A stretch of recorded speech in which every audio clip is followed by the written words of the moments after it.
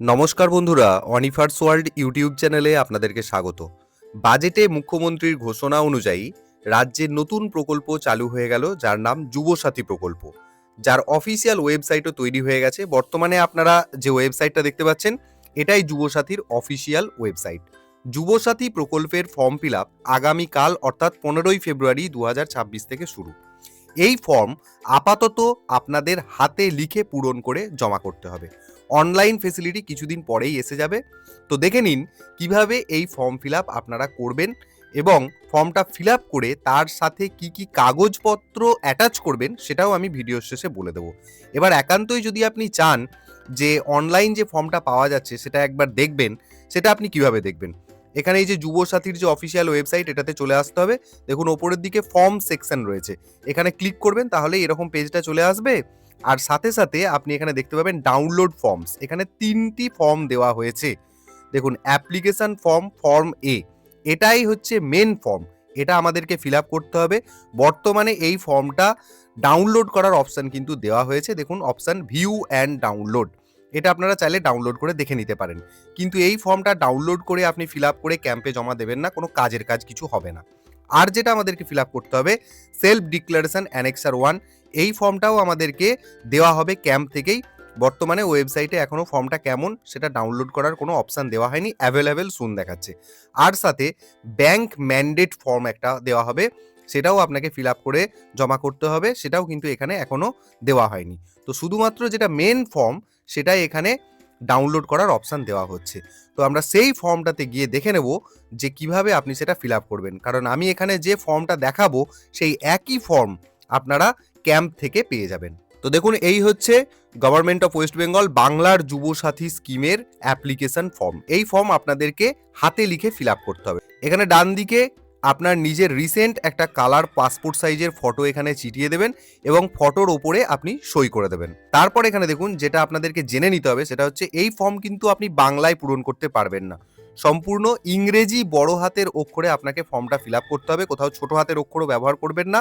আর যেখানে যেমন টিকমার্ক দেওয়ার প্রয়োজন হবে সেখানে আপনারা টিকমার্ক দিয়ে দেবেন। সাজেশন নীল এবং কালো, এই দুটোই বরাদ্দ রাখবেন। যাই হোক, এরপর চলে আসুন মেন ফর্মে। দেখুন প্রথম অপশান রয়েছে দুয়ারে সরকার রেজিস্ট্রেশন নাম্বার। এই জায়গাটা আপনার করার কিছু দরকার নেই। আপনি যেখান থেকে ফর্ম সংগ্রহ করবেন তারা কিন্তু জমা নেওয়ার সময় বা আপনাকে ফর্ম দেওয়ার সময় এখানে রেজিস্ট্রেশন নাম্বার লিখে দেবে, বা ওনারা যখন এন্ট্রি করবেন তখন এই জায়গাটা ওনারা ফিল আপ করে নেবেন। ফাঁকা রাখবেন সম্পূর্ণ, আপনার জন্য নয়। এরপর চলে আসবেন আধার নম্বর। এখানে যিনি যুবসাথীর জন্য অ্যাপ্লাই করছেন তার আধার নম্বর এখানে লিখে দেবেন। কোনো ঘর কিন্তু ফাঁকা দেবেন না, কারণ অতিরিক্ত ঘর দেওয়া হয়নি আধার নম্বর লেখার জন্য। তারপর চলে আসবেন বেনিফিশিয়ারি নেম, অর্থাৎ যুবসাথীর জন্য যে ব্যক্তি অ্যাপ্লাই করবেন তার নাম এখানে ইংরেজি বড় হাতের অক্ষরে লিখতে হবে। দেখুন লেখাই আছে as in MP or equivalent exam, অর্থাৎ কোথা থেকে দেখে নামটা লিখবেন, ভোটার কার্ড আধার কার্ড দেখে লিখবেন না কিন্তু, আপনার মাধ্যমিকের অ্যাডমিট কার্ডে নামের যেমন বানান আছে সেই অনুযায়ী আপনি এখানে লিখে ফেলবেন। এবার হ্যাঁ, যদি আপনার মিডিল নেম থেকে থাকে তাহলে আপনি প্রথমে নামটা লিখলেন, একটা ঘর ফাঁকা দিলেন, তারপর মিডিল নেমটা লিখলেন, আবার একটা ঘর ফাঁকা দিলেন, তারপর পদবিটা লিখলেন। এইভাবে আপনি লিখতে পারবেন। তারপর চলে আসুন মোবাইল নাম্বার। এখানে নিজের মোবাইল নাম্বার লিখবেন। হ্যাঁ, তবে শর্ত কি, এই মোবাইল নাম্বারের সাথে কিন্তু আপনার ব্যাংক অ্যাকাউন্টের লিঙ্ক থাকতে হবে, সেই মোবাইল নাম্বার এখানে পুট করবেন বা লিখবেন। তারপর যদি ইমেল আইডি থেকে থাকে আপনি চাইলে এখানে বসাতে পারেন, না চাইলে ফাঁকা রেখে দেবেন। এরপর এখানে রয়েছে জেন্ডার, আপনি পুরুষ হলে মেলের পাশে যে বক্সটা রয়েছে টিকমার্ক দিয়ে দেবেন, মহিলা হলে মহিলার পাশে যে বক্সটা রয়েছে সেটা টিকমার্ক দিয়ে দেবেন, আর পুরুষ মহিলা বাদ দিয়ে অন্যান্য যদি হয় থার্ড জেন্ডার, তাহলে সেক্ষেত্রে আপনি আদার্সের ঘরে টিকমার্ক দিয়ে দেবেন। এরপর চলে আসুন একদম ডেট অফ বার্থের জায়গাতে। এখানে জন্ম তারিখটা আপনাকে লিখতে হবে, প্রথমে দুটো ঘরেতে দিন, তারপরে দুটো ঘরে মাস, তারপরে চারটে ঘরে সালটা কত সেটা লিখতে হবে। তারপর এখানে রয়েছে 1/4/2026 অনুযায়ী আপনার বয়স এখানে কত হবে, মোটামুটি যেটা সংখ্যায় হবে, ধরুন আপনার বয়স হবে 1/4/2026 অনুযায়ী 26 বছর 1 মাস কি 2 মাস, তাহলে আপনি সিম্পলি এখানে 26 কথাটা লিখে দেবেন, ইংলিশেই লিখবেন, বাংলায় কিন্তু কিছু এখানে লিখবেন না। এরপর চলে আসবেন ফাদার্স নেম। ঠিক একই রকমভাবে এটা আপনি অ্যাডমিট কার্ডে আপনার বাবার নামের যে বানান রয়েছে সেই অনুযায়ী বাবার নাম লিখে নেবেন। তারপর মায়ের নাম লিখবেন। স্পাউস নেম, যদি আপনার স্বামী বা স্ত্রী থাকে তাহলে আপনি তাদের নাম লিখতে পারেন, যদি মনে করেন ফাঁকা রাখবেন রাখতে পারেন, অসুবিধা কিছু নেই। স্পাউস নেম এখানে ম্যান্ডেটরি কিছু না, কিন্তু বাবা এবং মায়ের নাম অবশ্যই লিখতে হবে। স্পাউস নেম মানে তাহলে স্বামী অথবা স্ত্রীর নাম। যদি মহিলা অ্যাপ্লাই করেন তাহলে স্বামীর নাম লিখবেন, আর যদি পুরুষ অ্যাপ্লাই করেন চাইলে ওনার স্ত্রীর নাম লিখতে পারেন। এরপর চলে আসুন ক্যাটেগরিতে। কি বলা হচ্ছে দেখুন, if not general, SC ST OBC, মানে জেনারেল যদি কেউ হয় তাহলে তার জন্য কিন্তু কোনো জায়গা দেওয়া হয়নি। শুধুমাত্র এসসি যদি হন তাহলে তার মাথায় টিকমার্ক দিয়ে দেবেন, এসটি হলে তার মাথায় টিকমার্ক দিয়ে দেবেন, ওবিসি হলে টিকমার্ক দিয়ে দেবেন। এখানে ওবিসি এ, ওবিসি বি এই ধরনের আলাদা কোনো ক্রাইটেরিয়া নেই, ওবিসি হলেই হবে। জেনারেলের জন্য কিন্তু কোনো জায়গা নেই, মানে এসসি এসটি ওবিসির মাথায় টিকমার্ক না দিলে ধরে নেওয়া হবে আপনি জেনারেল ক্যাটেগরিভুক্ত। এবার আপনি যেটা হবেন, এসসি হলে তার সার্টিফিকেট নাম্বার নিচে লিখবেন, এসটি হলে তার নাম্বার এখানে লিখতে হবে, ওবিসি হলে ওবিসি সার্টিফিকেটের নাম্বারটা এখানে লিখে দেবেন। সার্টিফিকেট নম্বর দেওয়াটা কিন্তু বাধ্যতামূলক। এরপর ম্যারিটাল স্ট্যাটাস, মানে আপনি বিবাহিত কিনা বা আপনার বৈবাহিক অবস্থা কিনা। যদি আপনি অবিবাহিত হন তাহলে আনম্যারিডের ঘরে টিক মার্ক দিয়ে দিলেন। যদি কোনো মহিলা বিধবা হন বা যদি কোনো পুরুষের স্ত্রী মারা গিয়ে থাকেন তাহলে তাকে এই ঘরটাতে টিক দিতে হবে, উইডো অথবা উইডোয়ার। আর যদি কেউ বিবাহিত হয় ম্যারিডের ঘরে টিক দেবেন, যদি সেপারেটেড হন তাহলে এই ঘরে টিক দিয়ে দেবেন। এরপর আপনাকে যেটা দিতে হবে আপনার কন্ট্যাক্ট ডিটেলস, যেই ডিটেলস দিলে আপনার সাথে যোগাযোগ করা যাবে। প্রথমেই দেখুন এখানে রয়েছে হাউস অথবা প্রিমাইস নম্বর, এটা কিন্তু আপনাকে দিতে হবে। আপনার বাড়ির নম্বর, এটা কিন্তু পঞ্চায়েত থেকে প্রোভাইড করা একটা ছোট্ট স্টিলের কার্ডেতে সেখানে আপনার বাড়ির নম্বর দেওয়া থাকে। আপনি চাইলে পঞ্চায়েতে গিয়ে যোগাযোগ করতে পারেন, সেখান থেকে আপনাকে প্রোভাইড করা হবে। তো এখানে হাউস নম্বর বা প্রিভাইস নম্বর আপনাকে এখানে দিতে হচ্ছে। তারপর আপনি গ্রামে থাকলে ভিলেজের নাম লিখলেন, শহরে থাকলে শহরের নাম, সিটিতে থাকলে সিটি এখানে লিখে ফেলবেন। তারপর আপনার পোস্ট অফিসের নাম লিখবেন। তারপর আপনি গ্রাম পঞ্চায়েতের মধ্যে বসবাস করলে পঞ্চায়েতের নাম এখানে লিখবেন। আর যদি মিউনিসিপ্যালিটি এরিয়াতে থাকেন তাহলে এখানে ওয়ার্ড নাম্বারটা এখানে লিখে দেবেন। তারপর আপনার যদি ব্লক হয় তাহলে সেই ব্লকের নাম লিখবেন, যদি মিউনিসিপ্যালিটি হয় বা কর্পোরেশনের নাম হয় সেইটা আপনি আপনার মতো করে লিখবেন।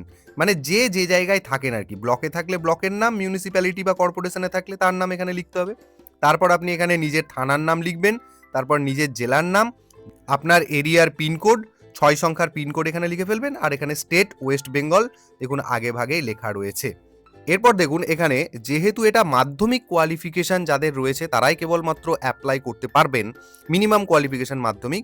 তো এখানে মাধ্যমিকের ডিটেলস আপনাকে দিতে হবে। তো এখানে MP or equivalent examination details, সেখানে আপনার মাধ্যমিকের অ্যাডমিট নেবেন, সেখানে রোল এবং নাম্বার দেখুন আলাদা আলাদা দুটো জায়গা দেওয়া আছে। অ্যাডমিট কার্ডেও কিন্তু রোল আলাদা দেওয়া থাকে, নাম্বার আলাদা দেওয়া থাকে, সেই মতো রোল আলাদা লিখবেন, নাম্বার আলাদা লিখবেন এবং কোন সালে আপনি মাধ্যমিক দিয়েছেন সেটা এখানে ইয়ারের ঘরে লিখবেন। 4টে ঘর দেওয়া হয়েছে। তারপর আপনি কোন বোর্ড থেকে মাধ্যমিক দিয়েছেন, West Bengal Board of Secondary Education নাকি Central Board of Secondary Education নাকি আইসিএসসি নাকি ডব্লিউবিবিএমই, না হলে অন্যান্য যদি হয়, যেটা হবে সেটার মাথায় আপনি টিক মার্ক দিয়ে দেবেন, ব্যাস। তারপর এডুকেশনাল কোয়ালিফিকেশন হাইয়েস্ট, আপনার সবচেয়ে বেশি মানে সর্বোচ্চ শিক্ষাগত যোগ্যতা কি। মাধ্যমিক তো এখানে ন্যূনতম চাওয়া হয়েছে, যদি আপনার গ্র্যাজুয়েশন থেকে থাকে তাহলে গ্র্যাজুয়েশন লিখে দেবেন, যদি মাস্টার ডিগ্রি করা থাকে তাহলে মাস্টার ডিগ্রি লিখে দেবেন, ব্যাস এটুকু লিখলেই হবে। আর এখানে প্রেজেন্ট অকুপেশন, আপনি বর্তমানে কোন পেশার সাথে যুক্ত সেটা আপনি এখানে লিখতে পারেন। যদি ধরুন কেউ টিউশন করেন তাহলে প্রাইভেট টিউটর লিখতে পারেন, যদি কেউ চাষাবাদ করেন সেটা লিখতে পারেন, মানে আপনি যে কাজ করেন সেটা আপনি এখানে লিখে দেবেন। এরপর যে জায়গাটা গুরুত্বপূর্ণ সেটা হচ্ছে ব্যাংকের ডিটেলস আপনাকে এখানে দিতে হবে। দেখুন আবারও বলে দিচ্ছি, যে ব্যাংকের ডিটেলস এখানে দেবেন আপনার নিজস্ব ব্যাংক অ্যাকাউন্ট নাম্বার হতে হবে কিন্তু, মানে আপনার নিজের নামে ব্যাংক অ্যাকাউন্ট থাকা বাধ্যতামূলক এবং সেই ব্যাংকের সাথে আপনার মোবাইল নম্বর যেন সংযুক্ত থাকে। এই জায়গাটা কিন্তু গন্ডগোল হলে কিন্তু আপনারা টাকা পাবেন না। তো প্রথমেই কোন ব্যাংকে আপনার অ্যাকাউন্ট রয়েছে সেই ব্যাংকের নামটা এখানে টাইপ করবেন, সেই ব্যাংকের নামটা এখানে লিখবেন। তারপর ব্যাংক ব্রাঞ্চ নেম, কোন শাখা আপনার ব্যাংকের সেটা এখানে লিখবেন। তারপর ব্যাংক অ্যাকাউন্ট নম্বর ভালো করে লিখবেন, আইএফএসসি কোডটা কি রয়েছে সেটা এখানে লিখে নেবেন। এরপর দেখুন এখানে পরের বক্সটাতে বলা হচ্ছে অন্য কোনো সরকারি সাহায্য পান কিনা বা রাজ্য সরকার প্রদত্ত শিক্ষাগত সুবিধা বা বৃত্তি ছাড়া, মানে এই যে আপনাকে প্রতি মাসে 1500 টাকা করে দেওয়া হবে, সরকারি কোনো আপনি সাহায্য পান কিনা, মানে ধরুন কোনো মহিলা লক্ষ্মীর ভান্ডার পাচ্ছেন আর যুবসাথীর জন্য অ্যাপ্লাই করছেন, উনি কিন্তু এখানে অ্যাপ্লাই করতে পারবেন না। তো যাই হোক, যদি আপনি সরকারি কোনো ধরনের কোনো সাহায্য পান রাজ্য সরকার প্রদত্ত তাহলে এখানে ইয়েস এর ঘরে টিক মার্ক দিয়ে দেবেন, যদি না পান না এর ঘরে টিক মার্ক দিয়ে দেবেন। তো আপনাদেরকে বলবো আপনি যদি না এর ঘরে টিক মার্ক দেন তবেই কিন্তু আপনি টাকা পাওয়ার যোগ্য, না হলে কিন্তু পাবেন না। আর এখানে যেটা বলা হচ্ছে যে স্কলারশিপ যদি আপনি পেয়ে থাকেন তাহলেও কিন্তু আপনি এখানে অ্যাপ্লাই করতে পারবেন, মানে স্কলারশিপ পাচ্ছেন যুবসাথী পাবেন না এমনটা কিন্তু নয়, সেটা মাননীয় মুখ্যমন্ত্রী ঘোষণা করেছেন। যে সরকারি সুবিধা পাচ্ছেন তাহলে ইয়েস এর ঘরে টিক মার্ক দিয়ে দিলেন, আর যিনি পাচ্ছেন না তাহলে না এর ঘরে টিক মার্ক দিয়ে দিলেন। যিনি পাচ্ছেন ইয়েস এর ঘরে টিক দিলেন, কোথা থেকে পাচ্ছেন সেটার বিস্তারিত বিবরণ এই ঘরটাতে লিখতে হবে, নিচের ঘরটাতে। যদি পান বিস্তারিত বিবরণ দিন, এই ঘরটাতে লেখা হয়ে গেল। এবার ফর্ম ফিল আপ আমাদের মোটামুটি প্রায় শেষের পথে। এবার আপনি দেখে নিন যে এই ফর্মের সাথে আপনাকে কি কি সংযুক্ত করতে হবে। তো এখানে একটা চেকলিস্ট দেওয়া হয়েছে, যেই প্রত্যেকটি ডকুমেন্টস মানে যেগুলি এই ফর্মের সাথে আপনি জমা দেবেন, জেরক্স করবেন, সেলফ অ্যাটেস্টেড করবেন এবং ফর্মের সাথে আপনি অ্যাটাচ করে দেবেন। তো প্রথমত আপনাকে যেটা দিতে হবে, মাধ্যমিকের অ্যাডমিট কার্ড দিতে হবে। তো আপনি মাধ্যমিকের অ্যাডমিট কার্ড যেহেতু দিচ্ছেন, এই পাশের বক্সটাতে আপনাকে টিক মার্ক দিয়ে দিতে হবে। তারপর মাধ্যমিক or equivalent marksheet, certificate or educational qualification, এর সাথে সাথে আপনাকে মাধ্যমিক যে আপনি পাস করেছেন তার প্রমাণ কেবলমাত্র মার্কশিট অথবা সার্টিফিকেট। তো সেই মার্কশিট অথবা সার্টিফিকেট যে কোনো একটা আপনি দিয়ে দিতে পারেন, কোনো অসুবিধা নেই, এবং ডান পাশের ঘরটাতে টিক মার্ক দিয়ে দেবেন। তারপর আপনার আধার কার্ডের কপি দিতে হবে, তো এখানে টিক মার্ক দিয়ে দেবেন। তারপর ভোটার কার্ডের কপি দিতে হবে, এখানে টিক মার্ক দিয়ে দেবেন। তারপর ফার্স্ট পেজ অফ পাসবুক, আপনার ব্যাংক অ্যাকাউন্টের যে পাসবই রয়েছে সেই পাসবইয়ের প্রথম পাতাটাকে জেরক্স করবেন, তার তলায় সেলফ অ্যাটেস্টেড করবেন এবং আপনি এখানেতে টিক মার্ক দিয়ে দেবেন। এবার ধরুন আপনি ব্যাংকের পাসবই নেই আপনার কাছে চেক বই রয়েছে, তাহলে আপনাকে চেক বই ফয়েল, যেটা ক্যান্সেলড চেক আকারে, মানে আপনি চেক বইয়ের পাতাটা নিলেন, আড়াআড়িভাবে আপনি লিখে দিলেন ক্যান্সেলড। তাহলে এই জায়গাটা ভালো করে বুঝে নিন। যারা চাইছেন ব্যাংকের পাসবইয়ের প্রথম পাতা দেবেন তারা দিতে পারেন, যাদের ব্যাংকের পাসবইয়ের প্রথম পাতা নেই তারা চাইলে আপনারা ক্যান্সেল চেক দিতে পারেন। ক্যান্সেল চেক আর কিছুই নয়, চেক বইয়ের একটা পাতা যেখানটাতে আপনি নিজের বিবরণ লেখেন, টাকা তোলার জন্য বিভিন্ন তথ্য লেখেন, আপনি সেই জায়গাটাতে আড়াআড়িভাবে লিখে দেবেন ক্যান্সেল, ব্যাস, সেটা আপনি এই ফর্মের সাথে অ্যাটাচ করে দেবেন। তো মোট কথা এখানে যে যে ডকুমেন্টসগুলি আপনি দিচ্ছেন প্রত্যেকটির ঘরে আপনাকে টিক মার্ক দিতে হবে, এছাড়া আর কিছু না।